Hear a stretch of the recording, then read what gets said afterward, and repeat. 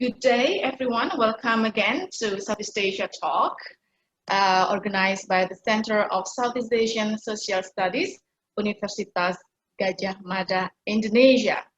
And for sure, warm welcome to you all, especially to our two guests, Mbak Dr. Ratih from University of Jyvaskyla. I hope I pronounced it right, from Finland. And Bapak Idzuafi Hadi Kamilan from the Institute for Political Reform and Democracy Malaysia. Thank you very much for taking time to join us today.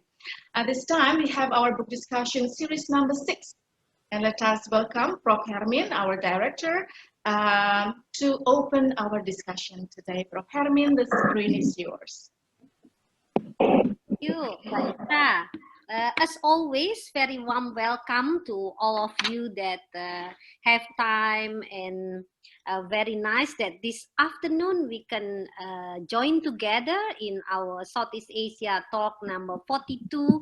And in this talk, we have very special launching of our latest book that I with Mbak Ita, with Dr. Ita, finished last year or this year, this year.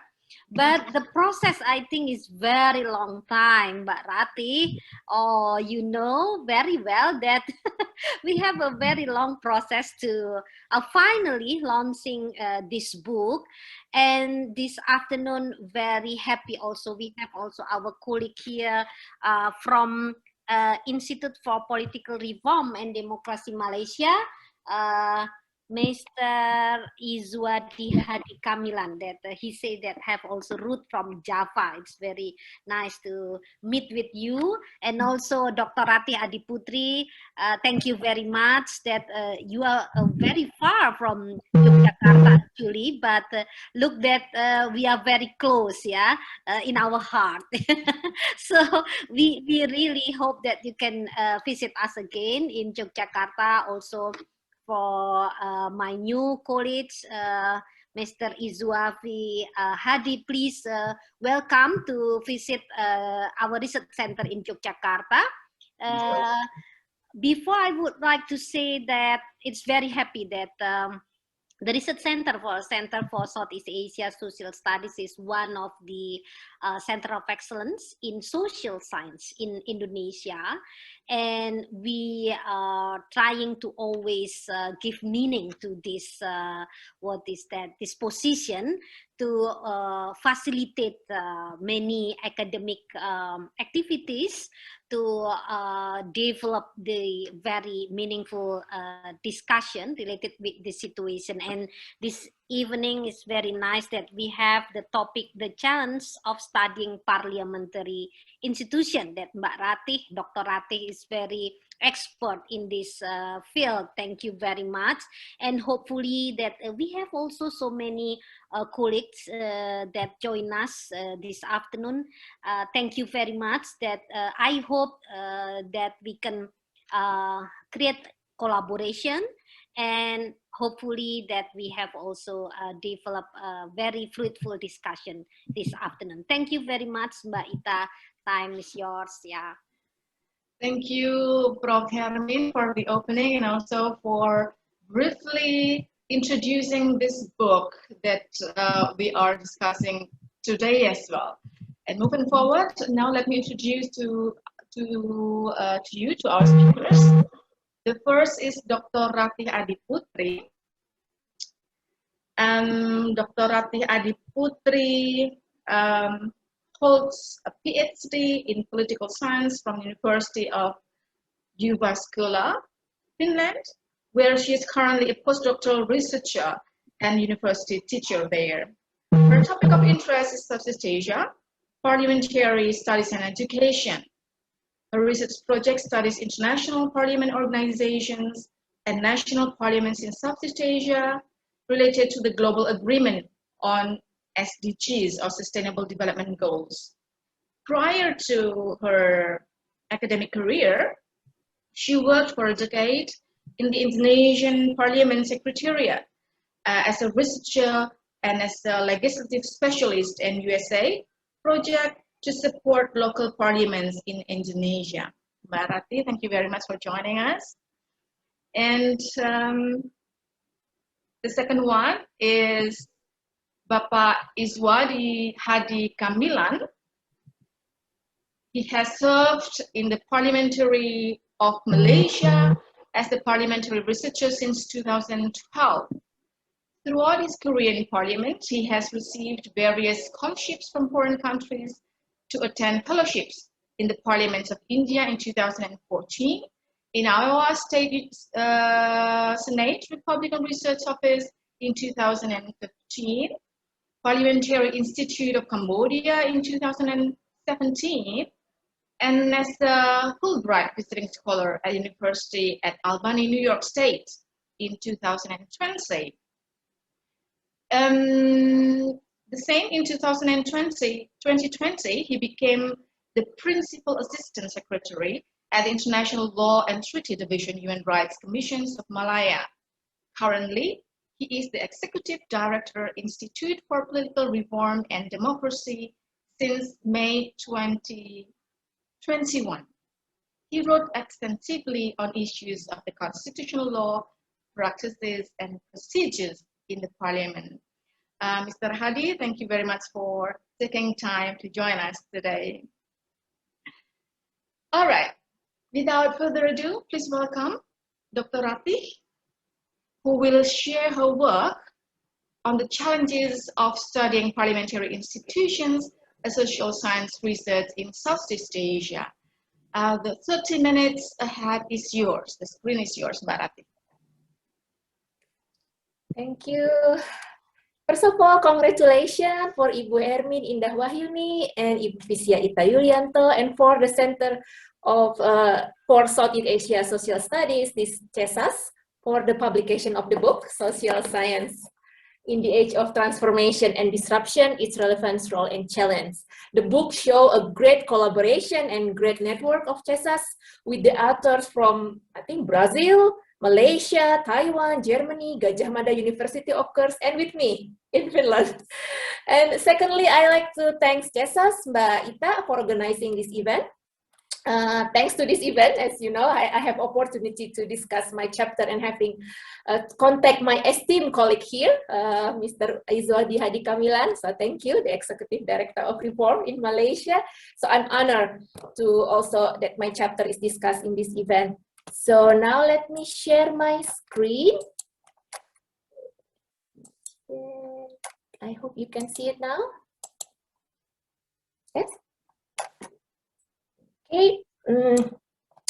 Today I will present my my part in this book, chapter 7, page 121 to 148, entitled this Social Science Research in Southeast Asia, the Challenge of Studying Parliamentary Institution. So let me start with this picture. So this picture is from the World Parliamentary Forum that I also attended in 2018. And after that, I came to Yogyakarta also for the event. So this is, I mean, as you see, it's, you know, picture say 1,000 words. So there are like mostly men in parliament and they are gathering like this. So yeah. Okay, so but the online that I want to give in this webinar, I like to inform you about my research about the study parliamentary institution in Southeast Asia, notably in Indonesia, Malaysia, and Singapore, and what kind of parliamentary ethnography, what kind of research method that I use, and also the parliamentary institution that I already mentioned, these 3 countries. And the article in the chapter, I started with the introduction that the social sciences research are mostly descriptive and chronological. This is from Professor Wulen from the Freiburg University, that he also tends to see this tendency in normally social sciences studies in Southeast Asia. And now when it comes to the politics, to the parliamentary institution, it's also show more because again in the Southeast Asia, the parliament is called as the rubber stamp institution. Although parliament institution probably not saying like that, they don't want to admit that, but it's sort of like still continue the tendency, other than when we discuss about it at Malaysian Parliament and Singapore Parliament, because they are like Westminster system. And I also discussed after this my research, the sort of the framework and Parliament and SDG in Southeast Asia, and the challenges that I encounter when researching this, namely the access, the network and affiliation. Without the network, it's kind of a bit hard to conduct a social research. And I also need to understand this parliamentary structure and procedure complexity. So it's not only the document, but also the country political culture. I will discuss more about it later on. And the Southeast Asian politics, how they mostly revolve on the executive government, where the elites and the leader are mostly situated. And also discuss about parliamentary ethnography and different parliamentary culture that I encounter with these three institutions. And this is basically my research plan. I'm actually supposed to move forward with this. I hope later this year I will come back to this again, because I'm mostly focusing on the SDG 4 about quality education. I'm dealing with the manuscript about education, but this is basically what I have in my postdoc research. Is about the global agreement, the sustainable development goal, and the IPU as some kind of the parliamentary international organization, interparliamentary union. And then we jump to the regional parliamentary bodies like AU and ASEAN, and also European Parliament and AIPA, or the ASEAN Parliament. And then we come to the national parliament, Indonesia, Malaysia, Singapore, and this is also tricking about the local parliament. So how this multi-level parliamentary governance encounter and the dynamic within that, and we can come up later on with the SDG national focus and SDG achievement based on the parliamentary perspective. And this is what I'm focusing now, because it's sort of like background for the national parliament. So, and I'll try to connect that. It's kind of a bit remarkable that thanks by Ita give me all of this links to the YouTube channel about Southeast Asia social research, that we talk about corruption, social theory, challenges, and in technology, for example. And I also enjoy by Ita's chapter about positionalities, like, you know, you, me, and between. So it's kind of a bit interesting, and, you know, sort of highlight some kind of our encounter within this research in social sciences and also in Southeast Asia, notably. And then in my chapter, I also discuss about this. Are the Southeast Asian Parliament weak? It's kind of a bit hard to say it. Well, we can say yes, we cannot necessarily say yes or no, but basically in Southeast Asia, they have this strong executive leader. As you know, I also mentioned in the chapter, there are this, you know, President Suharto, Mahathir Mohamad, all of this strong tendency of authoritarian regime before shape the parliamentary institution as well. And also in Southeast Asia, we have Asian values, which again try to focusing more on the executive hegemony. And with this coming also the interesting topic from this Southeast Asia about authoritarian regime, clientelistic system, patronage politics, in equal status between government and parliament, executive and legislative relationship, and also there's this when it comes to democratization, well, let's say in Indonesian case, parliament unfortunately still uses the outdated procedure. It's not really changed much. That when we discuss one by one about parliamentary institution of each country, I will try to dig more about this. And again, it's also depend on the parliamentary leadership, the hierarchy, and the hegemony political party. For example, the strong political party in Singapore, which is PAP or People Action Party. Yeah, I think so. This is one. And then the historical background, parliament coming from parle, is supposed to be, the job is supposed to be speaking. And the Malaysia and Singapore parliament, because they are part of their Westminster government sort of. So when the parliament is being elected, then part of this the winning of political party become the executive or the combination or the some kind of coalition, and this is what it showed the government by speaking. But then for Indonesia, the parliament, it's more of legislator, so sort of like making legislation, and unfortunately it's more on listening. It's not really speaking such. And I try to discuss my research based on the historical institutionalism, because I'm dealing with the institution. I thought that it's sort of like the institution have the ability to influence and to determine political strategies and political outcomes, meaning that institution matters due to their ability to shape the strategies and goals of the actor, mediate cooperation and conflict and structure political situation. This is the one that I quoted from Alison, and also this studying the construction, maintenance, and adaptation of institution based on Sanders and all. So this is some kind of the background theory that I'm researching about parliament.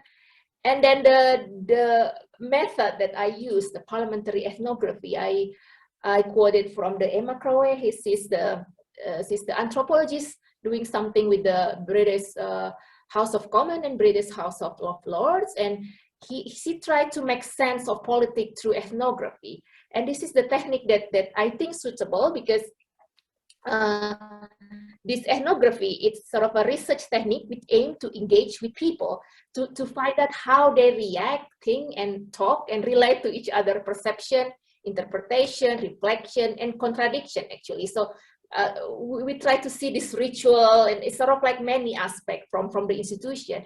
And what I like about this research method is the personal view is taken into account. So my research also based with my working experience working in the parliamentary secretariat, and how I know this from inside and outside. So it's gonna be with the observing plenary session, interviewing MP and staff, and having this informal conversation with these people in the institution helped me to shape my own thinking as well with my own view. So I think this is I know there is some kind of trick and risk, and you can focus more on the book in other chapter. There is some kind of challenges, but I think it's also an asset. So it's not only thinking with the difficulty, but it's also an asset that we can give a richer discussion based on our own view. And again, also I put the importance of connection and network. And actually, when I visit Malaysian Parliament, thanks to my connection to our discussion today, and also the clerk or the Secretary General of the Parliament, that I can contact it quite easily, and also the staff in the Singaporean Parliament. Other than that, it's just, you can enter, but still, like, you sort of detached from what's happening in that institution, for example. But coming and having this colleague and a network, it's really helpful. Okay, so now we come to the comparison of three countries, of three parliaments of this country. That Indonesia have this kind of working organs, council and committee in Indonesia, and you can see in the chapter how many I listed there in the chapter. And the working organs, sort of argue that it creates the balkanized system, because now the member of parliament, when they are becoming a member of the committee, for example, committee of education, for example, committee 10, and committee of energy in committee 7, they try to deal with their commission work only. And as we know, as a legislation, it's not being determined by this committee only, but whole member of parliament. And this is what I try to advocate to Indonesian member of parliament, that you're not working for only the committee that you are working on, but for the whole. Even though you are, it is needed, the work division like this is needed, but the overall member of parliament needs to know all legislation enacted in the parliament. This is what the Indonesian parliament lacks of. Even sometimes they are so proud of their party affiliation. It's supposed to be the other way around. They should be proud about their constituent background. So it's not about like, I'm a party of this and work in the commission of this. They should say that, hey, I'm working on this, but I know about other legislation and I represented my constituent in this area. So that's what I'm trying to advocate them now. And also in the plenary session, the hierarchy is really seen if you see the ritual and I mean the venue even. And also, as I told earlier, that the Parliament of Indonesia is sort of listening. It's trying to listen to boring speech. I mean, I'm sorry to say, because it is really boring and long speeches there, and it's not speaking. Even though the task of the Parliament is supposed to be speaking, they said the speaking is the committee. But no, you are seen in the public, in the plenary session, is supposed to be speaking there. But anyway, and also this is funny that the leader, the speaker in the Parliament saying also collecting the document. Okay, let's collect the document from each political party or faction. It's called there, like, are these documents being read? I don't think so. And also, I mean, it's all document is just document. They're not really put it as you know, statistic or put it as well to be referred to later on. So this is worrying. That's what I want to say. And this is the Indonesian Parliament plenary session venue. And as you see, well, of course, it's hard because it's like 550 person there, and the speaker is on the top, and there is sort of like, I mean, as you can see, this is really for listening speeches from the stage. It's not really for debating or for speaking of each other. Sometimes even when the speaker, I mean, when the member of Parliament want to say something, it depends on the speaker whether they allow it or not, because the mic is controlled by the speaker there. Okay, so now Malaysia. Malaysia is it's sort of like, I call it's like speaking of government. And this is what I had an opportunity to witness the historical plenary, and Mr. Kamilan later on will tell you more about the Malaysian Parliament. But thanks to Pak Hadi here, that when I come in 2008, it's where this, you know, the historical moment coming to Malaysia, that I saw Mahathir Mohamad came in the Prime Minister question, not as UMNO, the biggest, like, you know, the strongest party at the time, but as a Pakatan Harapan. So it's really interesting to see that. Or it's how robust the discussion were, and you know, and I can see the plenary venue is many of TV, the Constitution acknowledgement there. It's really different. But of course, because since I have working in the House of Lords before in the UK, so I know how the sort of like the system of Westminster government to really work out. And this is what it looks like. So Pak Hadi, don't be mad that I take a picture there. So because I should not take a picture, but as you can see how like sort of intimate the Parliament venue were, and you can see all of the camera there. So they're really debating something. And because of this is new nuance, when the Prime Minister says something and all of these UMNO member like shouting each other, it's really interesting to witness that at that time. And also now we come to Singapore, and as you know, Singapore is called this what is it, the name, semi-democratic government, because it's only one hegemonic party, People Action Party. But they still the Westminster style of parliament, and they have the 7 standing select committee there that I listed in the book, in the chapter. And what I was witnessing there, that I really admire the work ethic of the Singaporean Parliament. Really, it was like 7 hours straight work, and I can tell even the speaker didn't leave. He just stayed there to like, and I mean. In other article, you can also find my reference in the website, if you can see my website, and there is this Singapore member come only for proper gathering, like, you know, IP or something, but the World Parliamentary Forum that Indonesian organized, they didn't come because they said that, well, it's just wasting of time. I just, you know, no. So they really know, like, going there is really for working, and it's not just a trips abroad. So you know what I mean, right? And again, this is like the most effective parliament that I enter, because we cannot take anything rather than like a small book and pen, and they really need to see it. So no camera, no your bag or anything, and I sit there on the left side. There's some kind of the viewer, but I can tell this is the picture that I get from the museum. So when we enter, there is this museum, and we can take a look there, and then put everything like your belongings there in the locker, and then you come inside and show your passport, and then really like a book and pencil. I mean, book and small book and pencil. So it's really, really strict. And I can see this because it's from the above, that how they are reacting to each other. It's really, really robust. And like, as I told you, like 7 hours straight. That was like, even me as a listener, as an observer, I was so tired at the end of the day. I just come along the beach, because it's just so, like, it's so intense. And I cannot tell, like, the work there, that they are really intense to work there for this article, to put some kind of, I think, the social, some kind of social security law when I came there. So it's really, really, they show the work ethic in the parliamentary Singaporean Parliament.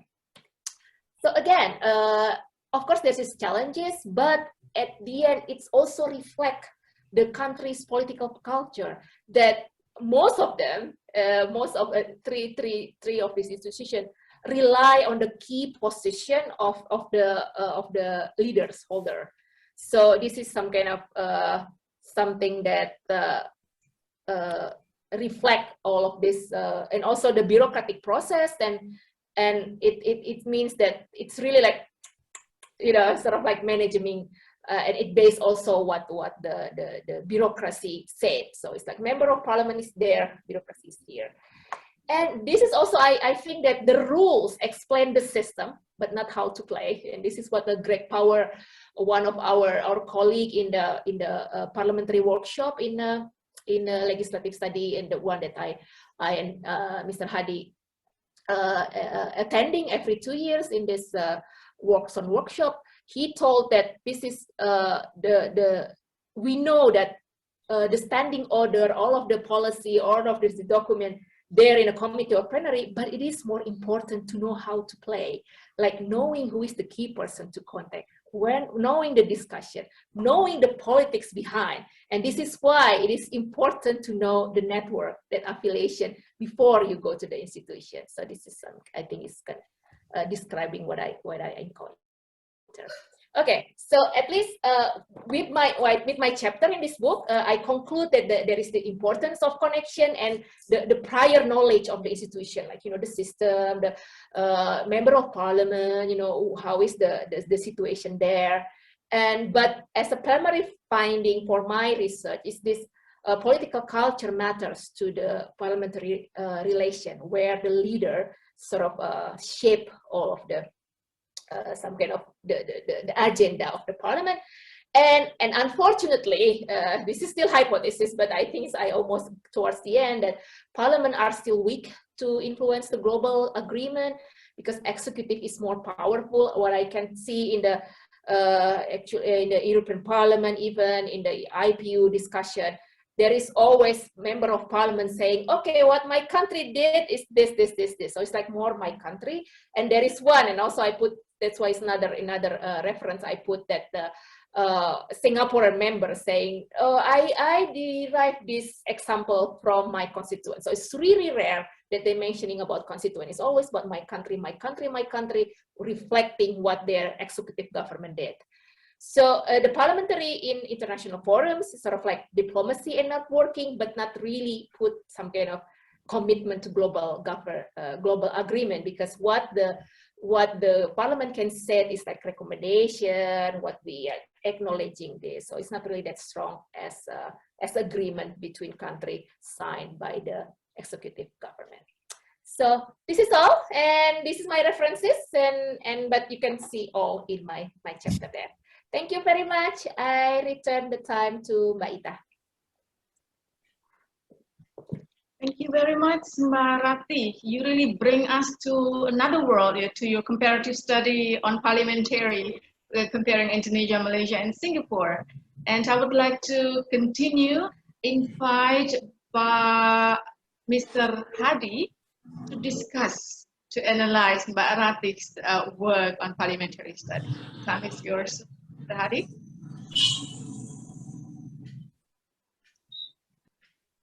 You're still muted, I think.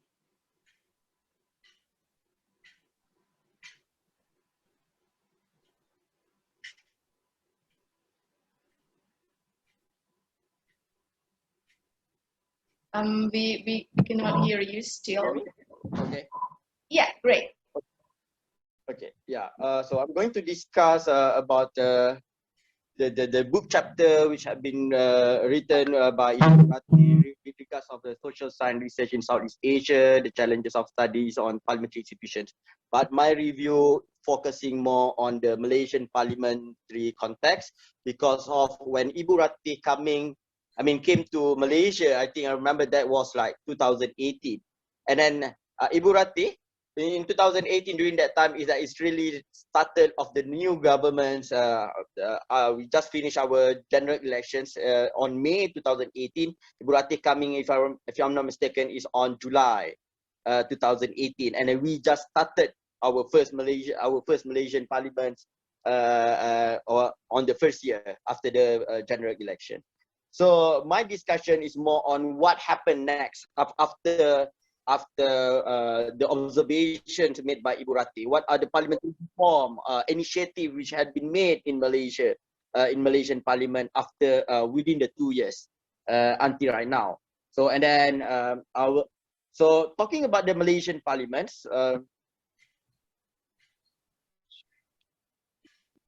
So when talking about the political system in Malaysia, when people talk about Malaysians, what are the system that Malaysia governments adopted?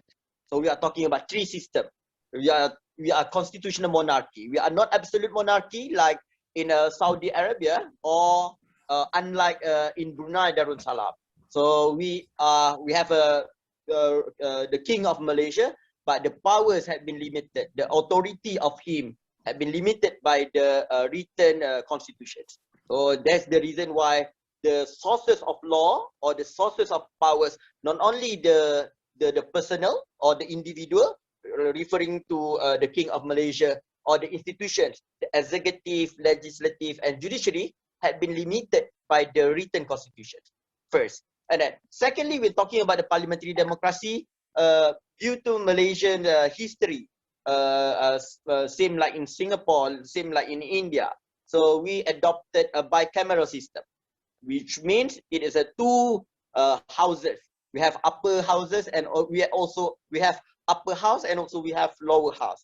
Dewan Rakyat for the lower house and also Dewan Negara, Senate in the upper house. So in the Westminster style, it's a Westminster system like Ibu Ratih already explained.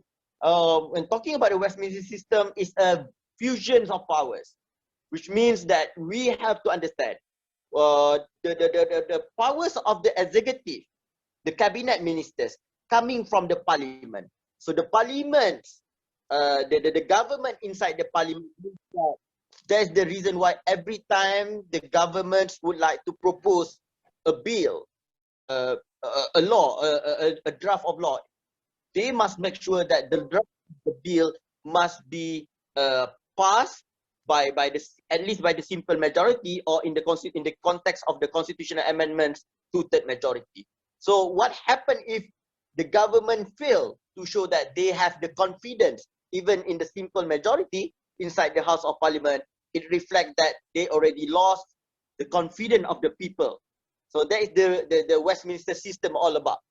So that is the reason why every time Westminster system in Westminster system, the government must show that they receive full support or simple majority support from the confidence of the people or confidence of the representative inside of the house. And then thirdly, talking about the federalism, so Malaysia have a federal system, which is we have a federal government, and also we have 13 states who have been given powers clearly mentioned in the federal constitution. So this is the political system of Malaysia. So and since 1959, what happened in Malaysia is that since 1959 until 2008, Malaysia had been ruled by the same political parties. 2008 until 2008, from 1959 until 2008, every time Malaysia have general elections, the same political parties, Barisan Nasional or National Front, will receive 2/3 majority support from the people of Malaysia until 2008. But what happened in 2008? In 2008, for the first time, political parties, the ruling political parties, Barisan Nasional or National Front, failed to obtain 2/3 majority in 2008. Then after that, you will see on the graph of the blue color referring to the oppositions, and the yellow color or the orange color referring to the support of the government, government votes.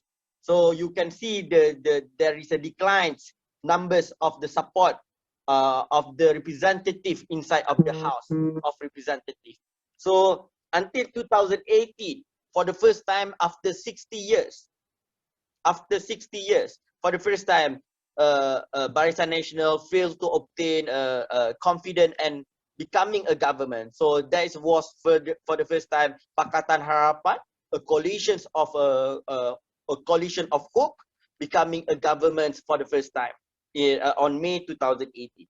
So this is the starting where all these parliamentary reform ideas come about because of coalition of hope, Pakatan Harapan in 2018. Before they faced the general elections, they come out with a manifesto, manifesto of Buku Harapan, mentioning about the ideas to do a reform, institutional reform, including on parliamentary reform. So what happened right now, I think most political scientists, especially in Southeast Asia, understand and what happened in Malaysia last year. After 9 May 2018, after 14 Malaysia general election, the fall of Barisan Nasional, and 24th February 2020, Dr. Hadi quit as a Prime Minister. During that time, Pakatan Harapan just ruled Malaysia for only for 22 months. So then come about the idea of Sheraton Move. What is the idea of Sheraton Move? Sheraton Move referring to the 11 members from the Justice Political Party, which is the president during that time is Datuk Sri Anwar Ibrahim. They move out from coalition of hope and support oppositions, which is UMNO, PAS, and other political parties. So that becoming the collapse of the coalitions of hope or Pakatan Harapan. So not only Sheraton Move make it a coalition of the Pakatan Harapan government in the federal government, but in other 4 states government, which is Johor, Melaka, and Negeri Sembilan, including in Sabah also collapse in the state government. So they are changing the government in the state level. So in 9 January, early this year, so UMNO, one of the political parties in the current governments, withdraw their support. One of the members withdraw their support to the Perikatan Nasional and to Tan Sri Muhyiddin Yassin. You have to understand, in Malaysian context, parliamentary democracy system, I already mentioned about parliamentary democracy Westminster system, referring to the confidence of the representative inside the House of Representatives. So if prime ministers or the current government cannot show that they receive a confidence, at least simple majority in the lower house, which is the numbers of the lower house is 222. So they need to show that they receive a confidence of the people, representative in the lower house 112. Simple, at least simple majority of people. But the number that they have right now is 113. The current Perikatan Nasional, the current government. But Tan Sri Muhyiddin Yassin failed due to the UMNO, one of the UMNO representative on 9 January withdraw their support. Then it followed by the Tan Sri Nazri Aziz, it followed by the Tengku Razali Hamzah, 3 of them And then later on 28 March 2021, during the General Assembly of UMNO, so it had been proposed and also agreed in the General Assembly of UMNO, so they will retract their support to the current government of Perikatan Nasional. So just imagine, this is during proclamations of emergency which have been proclaimed by the current government. But at the same time, one of the political parties inside the coalitions of the current government shows that they withdraw their support to the current government. So it's becoming like whether the proclamations of emergency which have been proclaimed right now is it correct? Is it really happened, or is it because of the political move? There is a other agenda in order to save the current government right now. So it's really interesting to discuss later on. Yeah. So and then talking about the parliament institution in Malaysia, like Idzuafi already mentions about the challenges to do a study, a research. And then talking about parliamentary institution in Malaysia, we always like mentions or talking about the parliamentary reform. When I was in Albany, my research is on parliamentary reform, to study on parliamentary reform in Malaysia by doing a comparative study with Canada and also with United States itself. So we can see that this is a list of parliamentary reform initiative under the Buku Harapan, the manifesto of Pakatan Harapan. So yeah, during Pakatan Harapan, so they have a 10 parliamentary select committee, but during Perikatan Nasional, they abolished the 10 parliamentary select committee, they set up the new 9 parliamentary select committee. So this is the reason why the civil society organization proposed that parliamentary committee system need to be in the standing committee, not as a parliamentary select committee. What is the difference between the parliamentary standing committee and parliamentary select committee? So committee system have two, which is first is a standing committee, which is the establishments being made under the standing order, under the regulations, under the law. Okay. But if you are in a parliamentary select committee, yeah, for sure they being set up or they being established under the standing order 81, but it's just for the ad hoc purpose. So they have a limitations of time. Like in during Pakatan Harapan, every parliamentary select committee have a 2 years period of time to be established. So their period of time. So during Perikatan Nasional, so they set up the new parliamentary select committee. So the leader of the oppositions and institutionalized oppositions. This during my time in parliament, so I cannot see in what extent that they institutionalize the opposition political parties. So I would say that is when you have a powers, so there is a problem of the politicians when they have a powers. So they cannot see that is a very important, is essential to protect the minority rights. So when the opposition, Pakatan Harapan, when they are becoming oppositions, they always counterclaim that they don't receive a rights, or they don't be given a fair treatment by the government, UMNO or Barisan Nasional before 2018. But when they are becoming a government for 2 years, 22 months, but they are doing the same thing. They fail to give the fair treatment to the opposition's political parties, the UMNO, PAS and everything. They just they just allocated 200,000 ringgit Malaysia for every members of opposition, compared to government backbencher receive 1.5 million ringgit for their constituency fund. So this is same thing what happened. So then during Perikatan Nasional continue giving 200,000 ringgit to the opposition. Reintroduction of Parliamentary Service Act in Malaysia, there is a move, but it's quite slow. So I mean, I was in the technical committee to reintroduce of this bill. Funding to all MPs, 200,000 ringgit. Appointment of opposition as a PAC chairperson, APPG. So talking about parliamentary reform as a whole. So there are two different things that you have to understand. There is an effective parliamentary reform, which is referring to oversight the government outside the executive. So if the parliamentary reform initiative being made in order to oversight, so we call it in order to make the effectiveness of parliamentary reform. But it can be the efficiency for parliamentary reform. What is the efficiency of parliamentary reform? Efficiency parliamentary reform is more to make it the works of parliament becoming clear and then becoming smooth. So that's the reason why you have it's more on in other ways, or in others we can say it's a kind of a modernization of parliament. That's the reason you set up a parliamentary mobile application. You upload all the document, the details, so all the researchers like Ibu Ratih and other part of the world researchers can do their research about Malaysian Parliament easily, and then speaker lecture series, and then Suakam report being table and debate and everything. So this is the difference between the effectiveness and the efficiency of reform.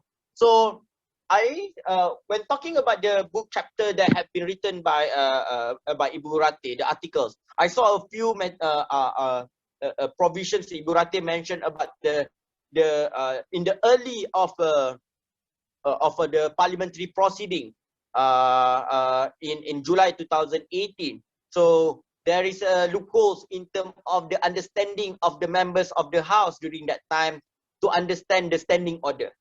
So he quote in his book in the page 123 when he mentioned about the previous deputy speakers stand, and then mentioning about the standing order and everything.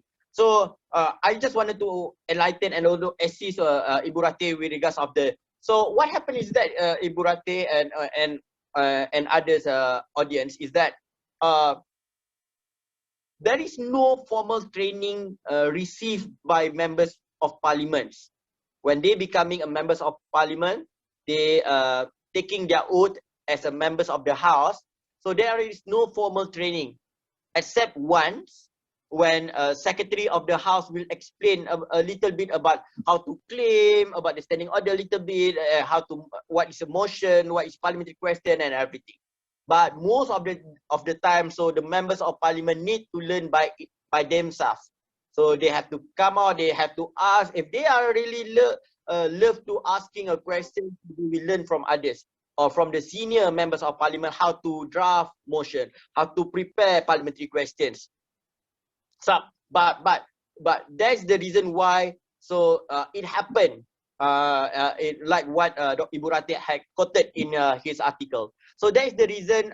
Last 2 months, the current the new speaker of the president of the Senate proposed academy for members of parliament. So it looks it seems like in Indian Parliament, where they have Bureau of Parliamentary Study Training, so BPST. So to be a research and also a training institute, not only to assist the members of parliament by giving a training on constitution, on standing order, what is motion, parliamentary question and all about, but also to assist the new staff, the staff of parliament, like academy for members of parliament. My projection is that if it is being established in the Malaysian parliament, not only it help the members of parliament, but also the staff, parliamentary staff, but also in the state level, the state legislative assembly in the 13 other states in Malaysia. So it will help a lot in terms of giving a training to all of them. So and on the other to say is that I would like to add on what Ibu Ratih mentioned about the political culture. Due to the political instability, so I already told you and I already shared with all of you, politics in Malaysia right now is very unstable. So due to the political culture, one of the political culture is that the party hopping. I already share with you 11 of them because of the Langkah Sheraton move. 11 of them and then the collapse of the Pakatan Harapan. So this is another, right now is a very good discussion in Malaysia, is that the needs to have anti-hopping law. Is it necessary to have anti-hopping law in Malaysia? So in order to overcome a problem of the bad political culture on political party hopping in Malaysia. So the political instability in Malaysia give impact on the Malaysian Parliamentary Reform Initiative. You will see on the last year on July, they changing the Speaker of the House. Last 2 months before that, last year, they change the Secretary of the House, not because of they are not in line with the aspirations of the executive or the current government during that time. So it reflects the relationship between Malaysian Parliament and also the executive.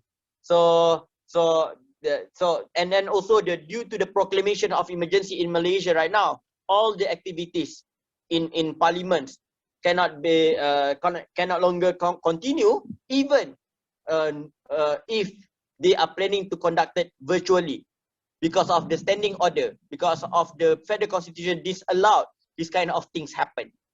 So this is a high time, like I'm already mentioned, for Malaysian Parliament to have an academy to train about the federal constitution, the standing order, and also civil society like reform, which is we are working on parliamentary advocacy and educate Malaysian about how parliamentary democracy works in Malaysia. I think I stop right now. So I'm open to any question after this to answers with regards of the Malaysian Parliament context. Thank you very much. I pass to moderator. Thank you. Thank you so much, Mr. Hadi, for your presentation. Very informative.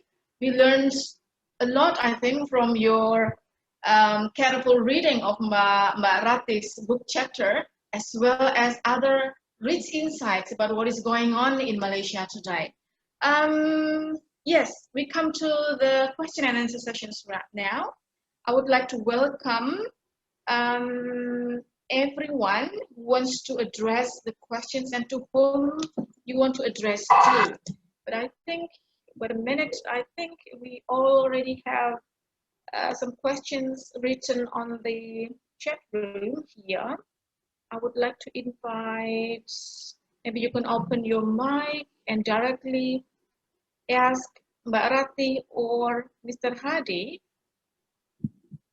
about your questions. Wait a minute. You can also Is put the Jefferson raising hand there if you want. Okay. Wait a minute. Who is raising hand? Not yet, but if you want, you can also raise okay. your hand. Yeah. Mm-hmm. Maybe here is one question from Jefferson M. I would like to invite you to open your mic and also your camera, please. Hello. Hi. Yes. Hi, nice to meet you, Prof. Ratih. Just wanted to ask regarding the issue of parliamentary oversight and scrutiny. Among the 3 parliaments that you have studied, which do you think is more effective in terms of parliamentary oversight of the executive? I'm Jefferson from RSIS, the Indonesian program in RSIS. Thank you. Thank you very much. Maybe, Mbak Ratih, you can directly respond to Mr. Jefferson's question. Thank you very much. And Jefferson, I'm not professor yet, so don't worry.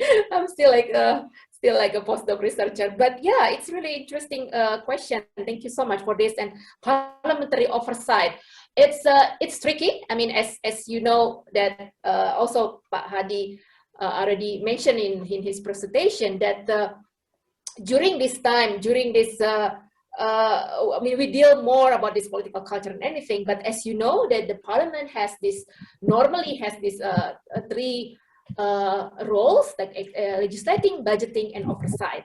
And actually somehow like representing, but representing is sort of like their nature as a member of parliament. But then parliamentary oversight, this is really tricky, but because with the Malaysian and Singaporean system, because they are Westminster government. So member of parliament is also some of them, like the winner of the political party, also the executive member. This is a bit tricky that they're not really straight to saying that the oversight action. But in a way, I can see that in Malaysia and Singapore, because they mention it more about their constituent affiliation, that I'm from, you name it, I'm from the Batu, I'm from this area, I'm from that area. Even though it's from their personal view as a member of parliament, they can mention it like based on what my constituents said. So it's not really, you know, as it's an Asian value, they don't want to attack the government, the executive government, but because they're saying it based on my constituent, like my constituent need this, please do something about it. And I usually it's mentioned in the parliamentary question time, right? So there is like, I'm talking about this in the parliament, so they can give some kind of accountability report to the constituent, and that's really remarkable.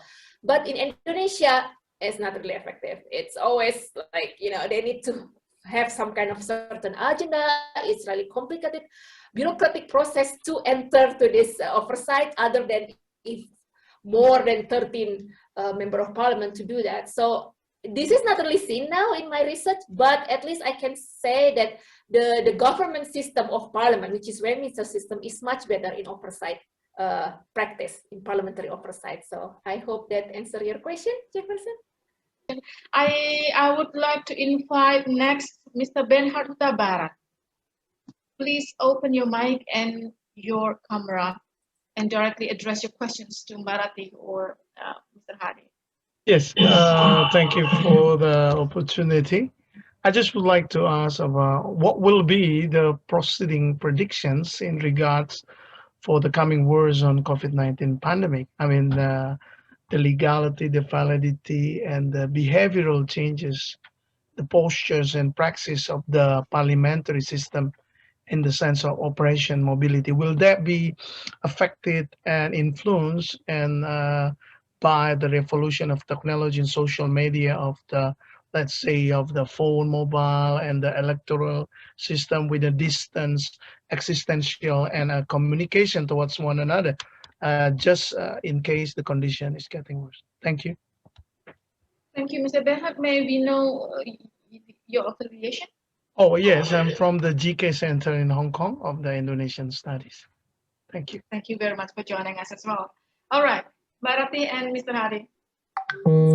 Thank you so much, Pak Bernard Huta Barat, for this really timely question that this COVID, of course, it affects all of us, like throughout the world, all over the world get the impact from the pandemic COVID. And as you know, all of this disrupted as well. And especially now when I know most about education, that how many students could not continue their studies because of this. And, you know, it's not only about the technology, the gadget, the signal, the access is really, really worrying, and hopefully it's getting better through the vaccine and everything. That's why, because of this disruption, I think most of the government probably prioritize health first right now, right? So it's all of this about the vaccination, availability, or probably even communication, but it's the health first, coming first instead of others. So probably what we discuss now about the parliamentary reform, even education, it's not the priority at the moment for the government in any world, I think.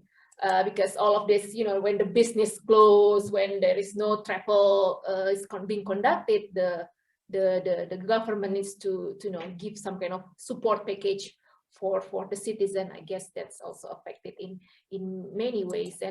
And of course, these behavioral changes, you know, it's in a way, there is always something like, you know, pro and cons. Like, for example, of course, we can admit, I normally last year, I should come to Indonesia, but now I can't, I couldn't. But then there is this chance like this, like, you know, there is this Zoom meeting that we can, you know, sort of close towards each other. I guess, you know, we can see whether we want to see it in positive way or a negative way, but we need to move forward. We need to you know, to try to adapt to this new situation. And I think with your question about the the legality and validity, it's kind of a bit hard to predict.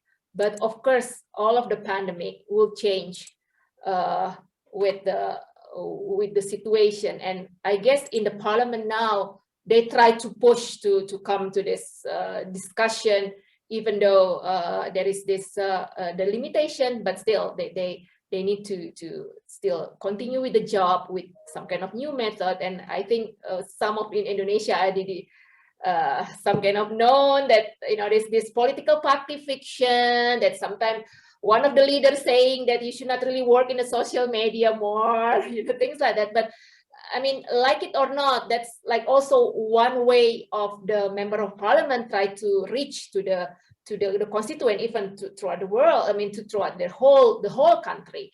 But in a way, they also need to remember, of course, us is also need to remember that one technology and the social media and all of this online meeting and gathering is just one way. That we still, as a human being, we need face-to-face contact. We still need eating. We still need, you know, our trash needs to be managed, right? We need to also recharge our phone. So that being human, it also needs to be emphasized as well. That nowadays we try to balance this time with there is also good in technology and in social media and like, you know, online. But in the same way, you need also to be realized that we are also human beings. So I hope that sort of answer your question, Pak Bernard. But Pak Hadi maybe can continue with that. I just wanted to add a little bit about what Mr. With regards of the Mr. Bernard questions. So like what Ibu Ratih already answers, my predictions with regards of what happened with regards of the COVID-19 is that the Parliament in 21st century is about accountable, transparent, and democratic. So that is the you can read in the Parliament and 21st century. Published by IPU. So when talking about accountable, transparent, and democratic, means that the Secretariat of Parliament must be ready to face that. They must be prepared themselves to have virtual parliament, online parliamentary sitting, in order to make sure so they can have a sitting. So this is not happen like what in Malaysia. So COVID-19 already, Malaysia already faced COVID-19 in February, end of February 2020. But we are not prepared. Malaysians parliament not prepared to amend the standing order, to amend the federal constitutions, in order to prepare the secretariat to becoming to have a virtual parliamentary sitting, online parliamentary sitting.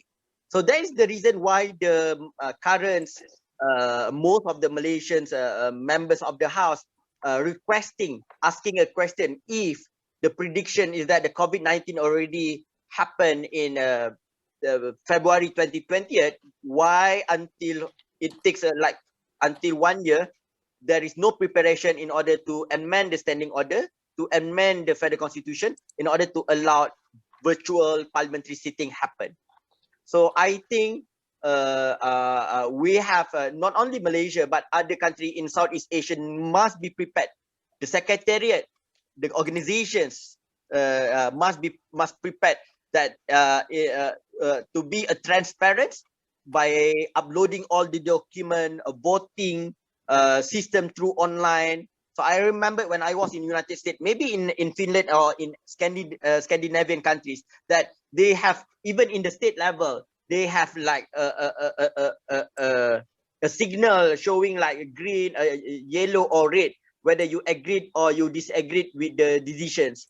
So it is transparent. You know that which members of the House say vote yes, or which members of the House say no. So I think not. I'm not so sure in Southeast Asia among Malaysia. Maybe Ibu Ratih can enlighten us.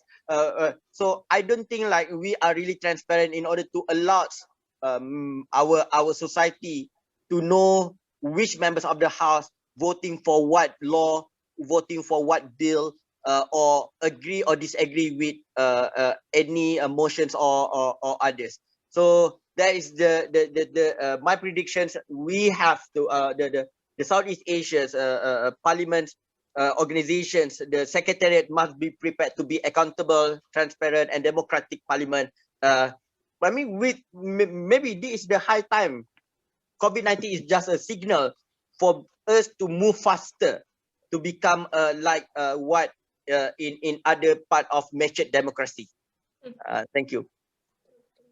Yeah. Mbak Ita, just one this aspect that Pak Hadi mentioned about this the challenges of the Southeast Asian Parliament. Indeed, I agree that they need to be this transparent. Nowadays they are transparent, but doing this kind of the social work. Okay, let's see what the, at least now in the edu parliament, some kind of the DPR, what the Indonesian Parliament did, like you know, try to invite all of the school coming and see what is going on.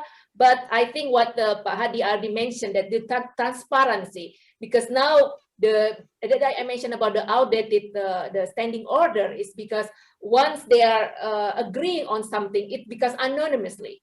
They should mention it, like who is agreed to what, and like who, no number. So voting it's okay, but of course in Indonesia, the no, voting is like too much. So it's not our culture again. So it's like anonymously. So it's still using this outdated, while the IPU already mentioned about the transparency, accountable, and democratic. So this is that we need to foster.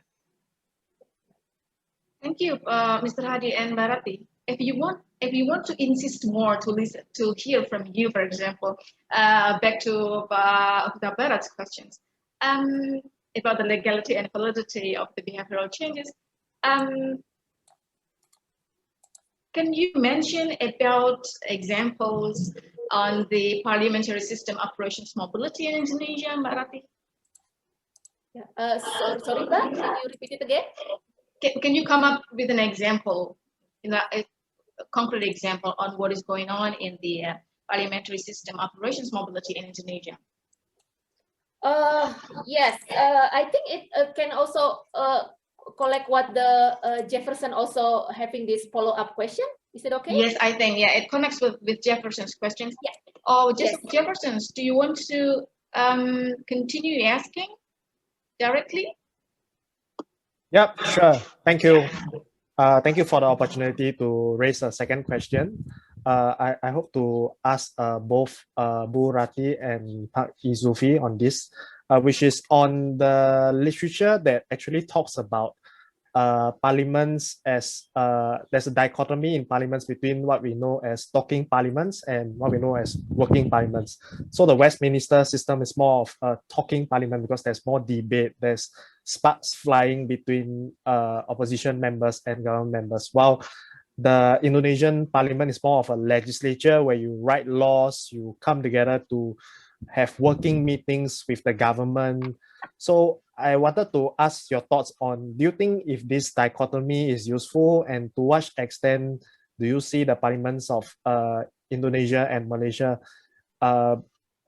being fitting very well with this dichotomy, like Malaysia being a talking parliament and Indonesia being a working parliament, and how effective do you think they are in this aspect? Thank you. Yes, thank you, Jeff. Thank you, Jefferson, and also Mbak Ita for the question. I think can I just jump in? Thanks, Mbak Ita. So yeah, what I mentioned and what happened in the parliamentary book normally is the speaking government actually. And I think the talking government, it seems like, you know, they just talk, but then the speaking government, it's what describing what the Westminster government is about, that the parliamentary is part of the government. But then I think all of the parliamentary institutions should supposed to be the working parliament, right? They need to work for the constituent. They need to work as an institution to strengthen the what is it, the trias politica, like executive, legislative, and judicative. So I think that's what what it means. But then, because the one that I noticed from these the three parliament, I didn't say that it needs to be sort of like changed, that the parliamentary system on the or the presidential system, for example, because it's too complex and too complicated. I wrote it already, this article, in another one, but then I want, at least for Indonesian, as a presidential system like the American system, they need to address their constituent background, like the name of the member of parliament, like Democrats from New York, so we know that, okay, you are representing New York, I'm not from New York, so I don't talk to you. So there is this, we know about this, but not in Indonesia. In Indonesia, it's like, oh, I'm from Komisi 10, I'm working on this, and I'm from certain party, that's it. I don't know where you come from. So sometimes even most people like, oh, this member of parliament is a doctor, how is it supposed to be, try to thinking about us as a doctor. No, it's not about your profession. It's about your constituent. You representing what? So this is still like this fake in Indonesian in parliament. So, well, it's still like thing going on, because I know that Indonesian parliament still use outdated standing order, that they still use this same standing order as in the authoritarian time. So when they come to the plenary session, of course, all of the journalists will see that, oh, they are sleeping, they are doing this, they are doing that, not doing the debating. Because to be honest, it's really, really boring to hear the long speeches in the plenary. Of course, you are sleeping, because it's just like that. So you need to address this parliament to be like modern one, the one who addressed the 21st century parliament. So it's not only about the social media that you're saying something like this, but what your constituent wants to ask related to your commission or committee or committee. It's supposed to be addressed to whole of the citizen, I think. So this is the one that it's not really dichotomy, but it's just like this. There is this two system of a parliamentary system, a parliamentary government and presidential government. But I think it's supposed to be all working parliament. They need to work. So I hope it answered your question, Jefferson. And Pak Hadi, maybe can add something. My point of view, I agree with Ibu Ratih with regards of the working parliament. Whether you are Westminster system or you are on other part of or a different parliamentary democracy system. So the most important thing is is to be a working parliament. In Malaysian context, what happened is that because of I agree with you talking about the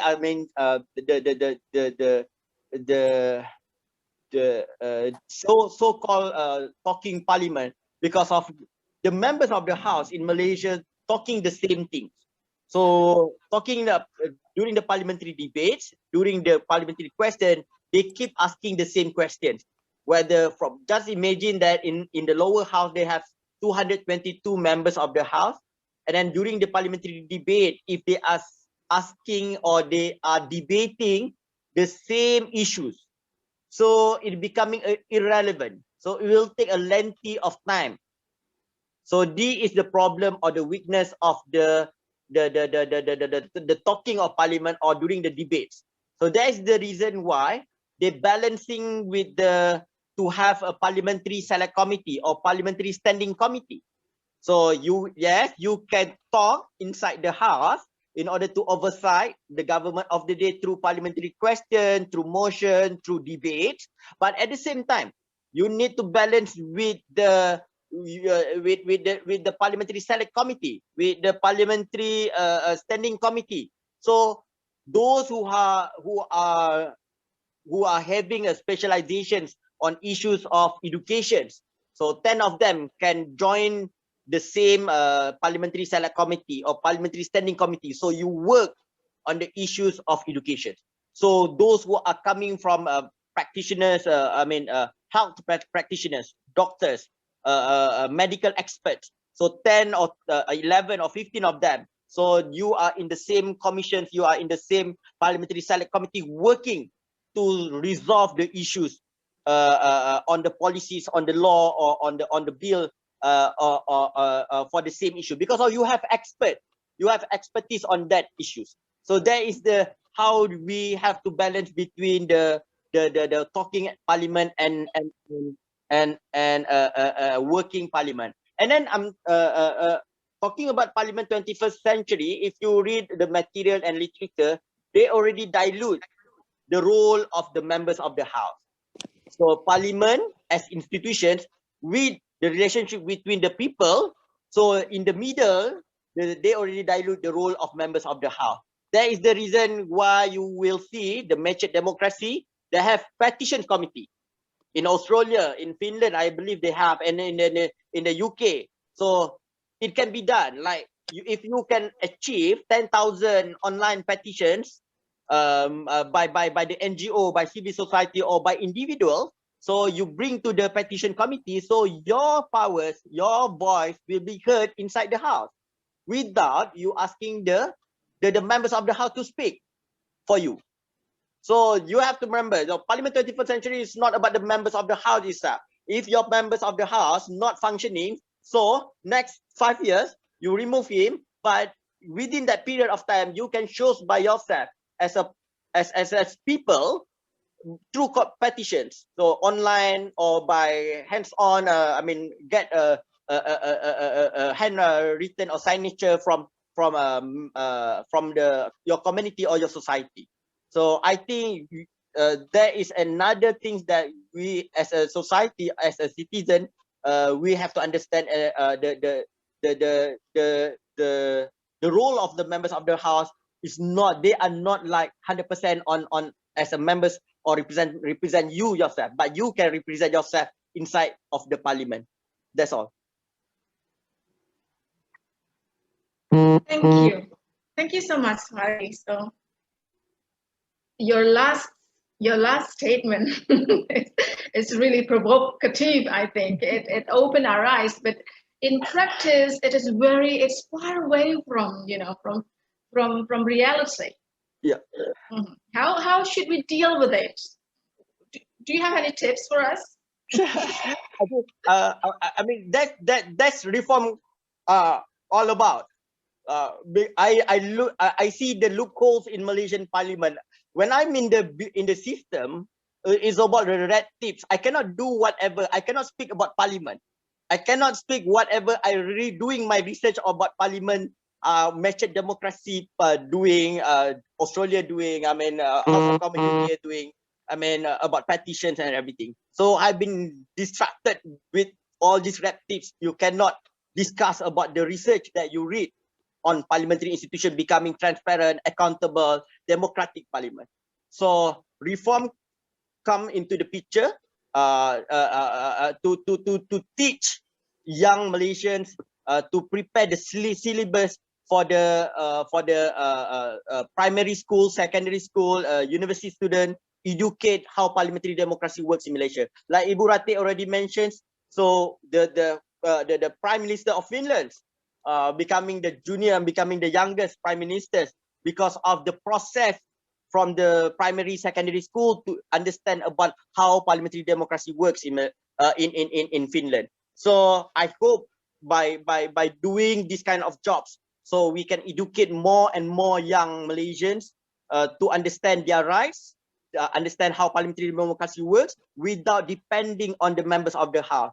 So you have to depend on yourself, not your members of the member of the House or your politicians. Because of I'm very sarcastic in terms of to believe on politicians and the members of the House. That's the reason I don't like 100.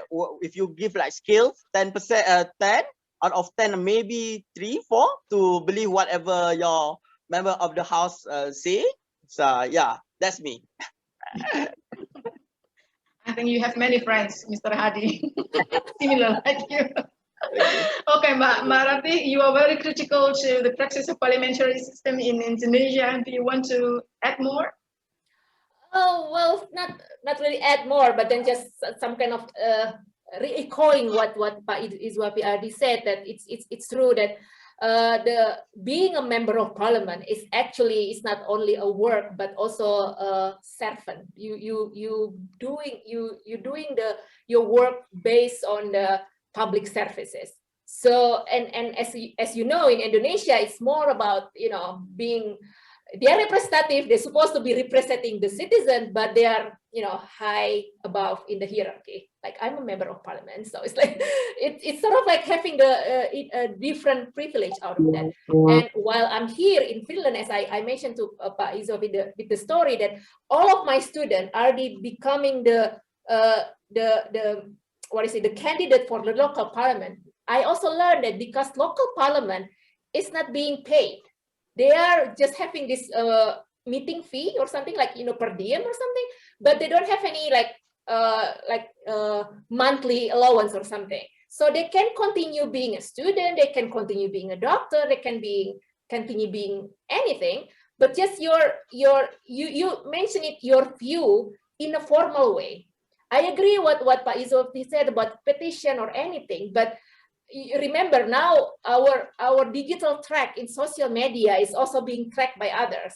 As you know, if my friends want to have some kind of research in India, the Indian embassy will take a look at what you have been said in the social media. If you are really critical to the Indian government, they won't give you visa. So things like that. So, you know, it's a bit tricky, but again, we need also to be responsible to our behavior in this case. And that's why it is important that this political engagement and political participation is already being introduced in education. Now with the education, not only parliamentary in 21st century, but also in education in 21st century, this political engagement needs to be introduced.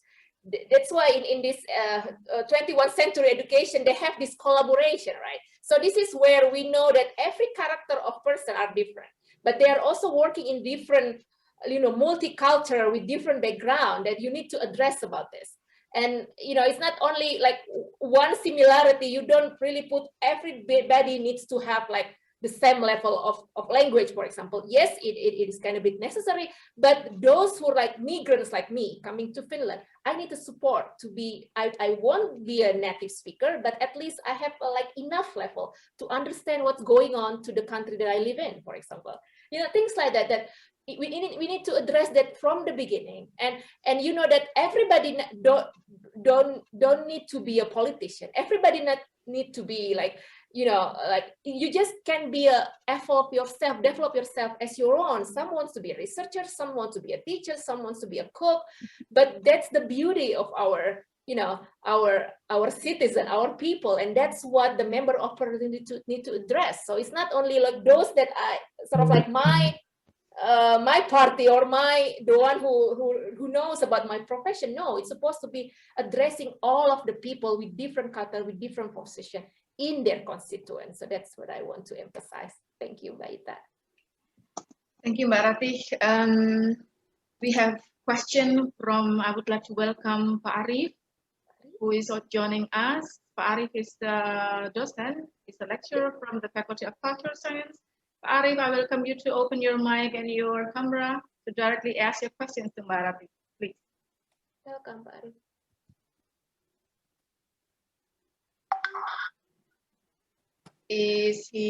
Are you here? Sorry? Oh, Pak Arif?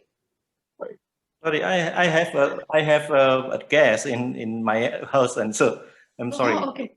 Okay. Thank you very much. Right. So I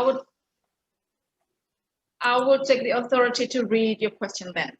Okay. Ibu Ratih, could you explain the political mapping based on ideological parliamentary faction in Indonesia during the Reformation era, opportunities and its challenges?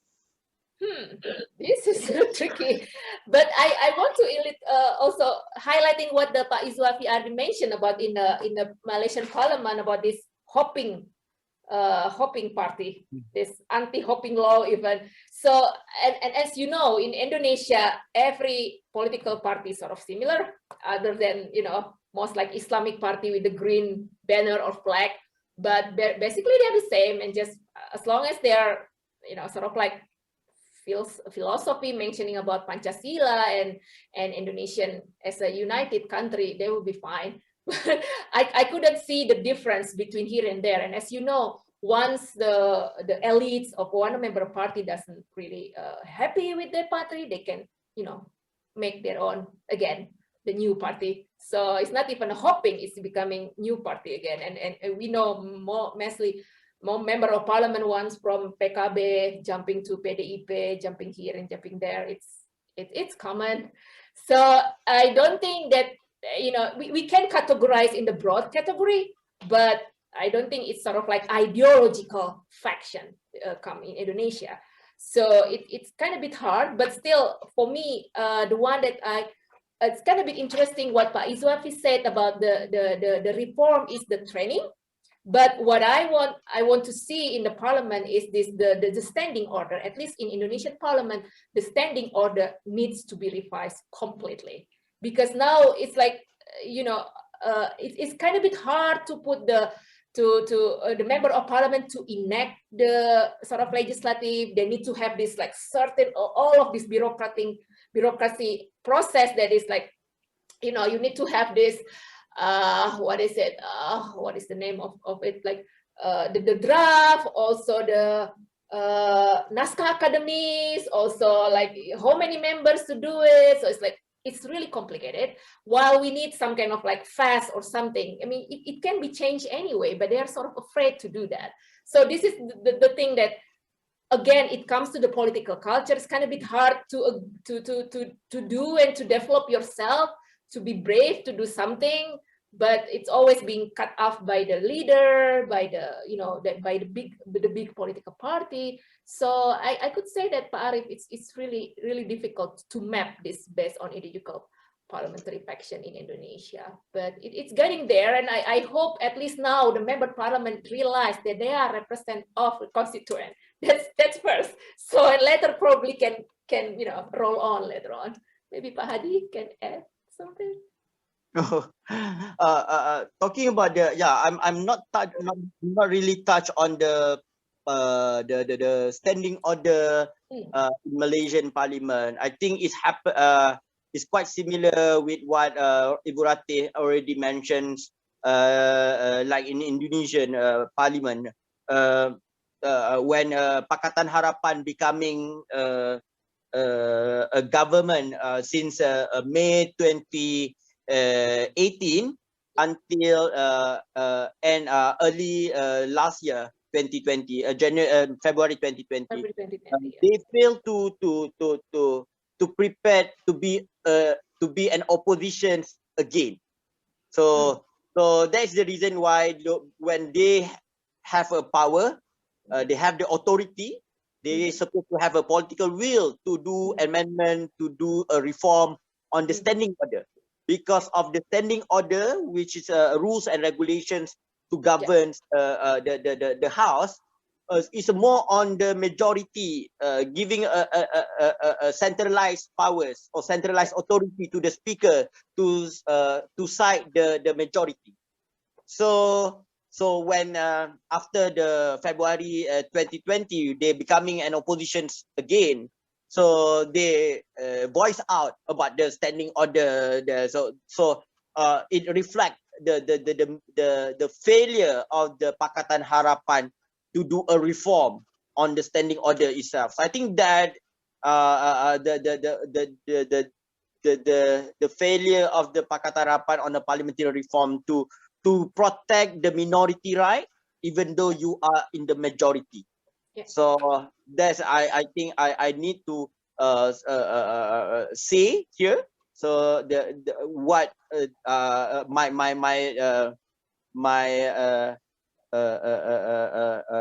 dissatisfactions on what happened when you have powers but you cannot do, you don't see that the needs to do it as soon as possible to protect the minority rights inside the House. Thank you very much. True, yeah. And for Mbak Ita and all of the participants here, what we're talking about this standing order is sort of like tata tertib, like in Indonesian Parliament, or rules of procedure in the Parliament. And it's sort of like basic principle of the Parliament needs to do to conduct the meeting or anything, but just, you know, it's sort of like something. So apology if we just talk about this without making a definition out of it, but yeah. Thank you. Following to that standing order, maybe I'm one among others who are curious about what is, well, basically we know what is going on in Indonesia, but we want to learn from Mr. Hadi as well. What is going on the political situation today in Malaysia? What is happening? We want to know, you know, you mentioned about political system in Malaysia, the constitutional monarchy, parliamentary, bicameral, comprises from this upper and lower house and federations. But what is happening right now with, for example, those political leaders? Especially to be clear, what is happening to Anwar Ibrahim? Okay. This is the question. See, I told you, Very Hadi. curious. I think that Because you mentioned about those who has power, but forget the issue, forget about the what is it? The reformations of the hearing the position of the minority, something like that. yeah. Okay. Before 2018, I have to say here, before 2018, so what happened is that when you are becoming a prime minister, of Malaysia, normally you are the president of UMNO or president of the ruling political parties. So that is the reason why every president of UMNO will be the prime ministers of Malaysia. So for the past, since 1959 until 2018, before May 2018, so until Najib Tun Razak, that the president of UMNO is the president of ruling political party is the prime minister of Malaysia. So what happened after 14 general elections on May 2018? So you have Dr. Mahathir Mohamad as a prime minister, even though he only won, in the smallest numbers of seats in the House of Parliament in May 2018. This is before all these UMNO members of the House hoping to bersatu, and they are becoming, third or fourth largest political parties after DAP and PKR. So previously, if you are president of ruling political party and then you are the prime ministers of Malaysia, so most of the time the members of the house will follow whatever decision made by the prime ministers. So but after July 2018, you will see two different political culture. You have, and the other side is that you have prime ministers, Dr. Mahathir Mohamad coming from Bersatu, but you also have Datuk Seri Anwar Ibrahim, president of Justice Political Party, who have the highest numbers of members of inside the House of Representatives. So Justice Political Party have the highest numbers. In 2018. So before the Sheraton move. So you have two leaders. One is Anwar Ibrahim inside the House. So you have Dr. Mahathir Mohamad. For sure, they have their aura to show that they have the legacy and that they have powers and authority. So all this makes. So I think from me, I'm looking from the as a researcher's point of view. I would like to see the parliamentary democracy system, Westminster style, being tested in terms of when you are previously in the Westminster system, when you are ruling political parties, you are the presidents, but when you are becoming the prime minister, so most of the members of the house will follow and obey your decisions, but not in Malaysia context in 2018. So, but that's the things. So yeah, before this happened and the theory being tested, so Sheraton move happened. So right now we have the Perikatan Nasional. So that's all I can say, Ibu Ita. So I cannot say more than that. I think that is the current situations. So we will see for the next general elections. Yeah, on that kind of things. Yeah. Thank you, because the neighbors also curious what is happening over there. Yeah. Thank you. Great. We can have one more questions if you want to like to put forward? If not, maybe I would like to ask Mbak Ratih. You have a very hooking introduction. You said that in Indonesia it is known as the parliamentary known as a rubber stamp institution. What do you mean by that? Can you tell us more? Yes. So rubber stamp institution is actually some kind of the institution in Suharto time, which is in 32 authoritarian regime sort of, because what the parliament did is just basically we call it stempel karet, like just stamp, just agree what the government said, what the president said, like okay, what this president said, okay. So they are also as you know, before the member of parliament, the DPR member in the Suharto time, it's always having this nepotism and all of this elite there. So it's not really, and we all only know one Golkar party normally, because only 3 parties at the time. So now when democratization came in 1998, when a lot of political parties, sort of like mushrooming of political party at that time, and a lot of party there, which is finally is quite low, like they only need to have 2 or 3% of the people's votes to become to have a party in the Indonesian Parliament, which is quite low, I should say. So I mean, raising this number actually like to 6%, for example, they will be reducing the political party number in the parliament, because now I think it's sort of like, I don't know, sort of like 9 to 10. It's quite a lot. And you can imagine if there is this 2 hours meeting, the plenary, and each member, maybe not each member, that each faction needs to have something, it already takes time. And I remember in the European Parliament that I also observed, their member of parliament is really into the topic that they know already in hand, so they don't read some kind of topic in the plenary, but they already read beforehand, so they register themselves as their name to speak on that occasion, and they have this time limit, like time limit 1 or 2 minutes. So it's really timely, because time, it's what not many people have it luxury at this day. So this is the thing that in Indonesia, because of this rubber stamp view, some kind of the background in it, when the rules of procedure of the parliament, or tatib, or the standing order, is not being reviewed, is not being revised, even though all of the laws about political party, about the election or anything, it's already been revised, when the principle inside of the government, inside the parliament remain the same, it will be continuing the same tradition, meaning that this, as I mentioned it in my slide, the rules explain the system, but not how to play. So that what you need to encounter is the leader, not this rules of procedure, because rules of procedure is okay, this committee will having this meeting like 2 times per year, blah blah blah. It's really sort of like really basic. You need to some kind of, if is what Adiputri already mentioned about this reform, it's really need to change that, how the member of parliament, not based on tradition, based on this rule that if you want to enact some kind of legislation, you come across this party member to get this election, to get this draft of the law, like the bill, and blah blah blah blah blah. So there is this.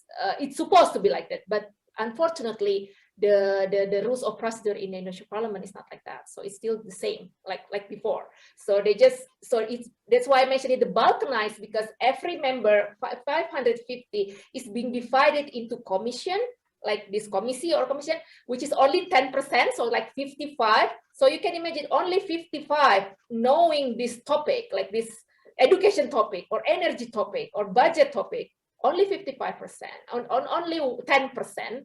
And then they know that this is my baby. So even other committee member wants to know about the topic, they cannot come. So this is like really funny. And then in the plenary, of course, all of the factions saying something, blah, blah, blah, blah, blah, and they just enact it. Bam. That's it. You don't have a chance to discuss about it. Oh, if you want to discuss, you need to come to the committee meeting. Yeah, but the committee meeting is only for the members, not other members, even though you are a member of parliament.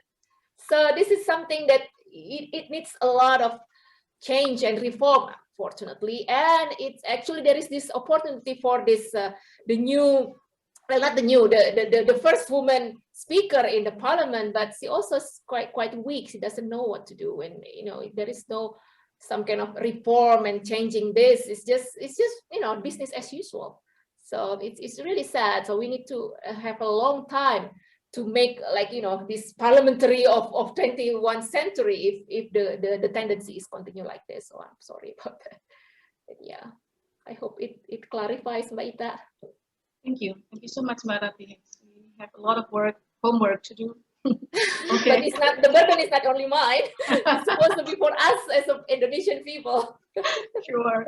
Okay, we are approaching the time 5 now. Maybe I will ask Mr. Hadi for a concluding remarks. I don't dare to conclude. I would like to ask also Mbak Ratih for a concluding remark afterwards. Okay. The time is yours, Mr. Hadi. Thank you, Ibu Ita. I just wanted to say about the reform, parliamentary reform need to be done continuously. It cannot happen within in the short period of time. What happened in Malaysia context is that the idea to do a parliamentary reform had been enlightened or had been spoken out in 1970s, in 1980s by YB Lim Kit Siang.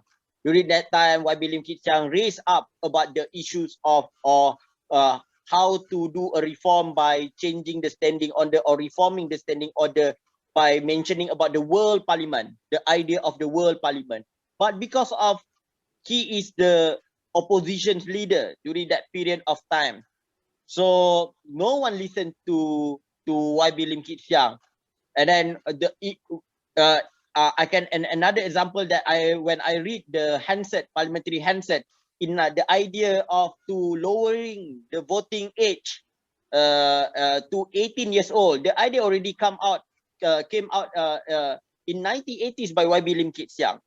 So all this just because of he or she is the opposition's political parties, and then the government does not listen on the voice of the minority during that period of time.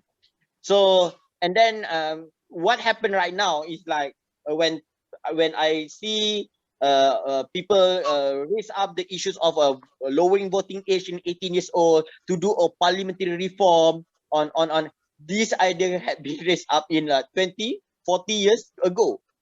So that's the reason why it's very important for the government who have a power. So the parliamentary reform, I just wanted to say, the parliamentary reform cannot be done without the will of the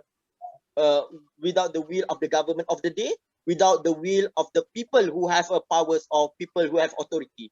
That is the reason why reform have to do the parliamentary advocacy, not only to the government backbenchers, not only to the oppositions, but also to the government who have powers right now. Because we understand that if the current government does not want or they does not have the will to do a reform on the parliament, so it cannot happen or it cannot be materialized.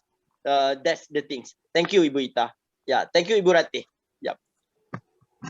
Thank you, Pak Hadi. Me, okay. I think I also thank again for this discussion. I really enjoy it, and I'm sorry if there is so much political terminology here, but I hope it's going to be clear enough for us.